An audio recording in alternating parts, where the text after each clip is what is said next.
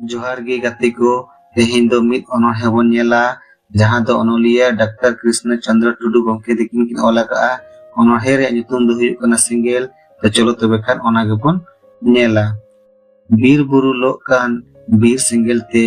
ओड़ा दुआर लोक कान हिरोम सिकरिते बीर सिंगल इणिजोआ सेरमा जाड़ीते हिरोम सिकरिर इणिजोआ सोहा बोहाते मने मुहिल लोक कान गाते बिछोकते सावता समाज लोक कान हिंसा हेपिसाते गाते बिछोक इणिजोआ जुरी पारीते हिंसा सिंगल इणिजोआ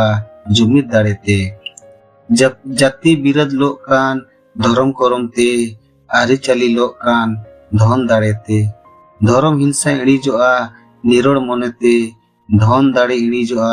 समान मनेते पारसी साहेद लोक कान लिपि नियाते बुर्धी दिशा लोक कान मुरुब दसाते लिपि निया इणिजोआ मिद लिपिते मुरुब दसा इणिजोआ आकिल ज्ञानते तो गाते को नोनका तेहेन अनोहे तो ताहे कना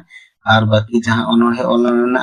ओना दो आपे तेगे नेल तबन पे मा तबे खान सानाम कोगे जोहार।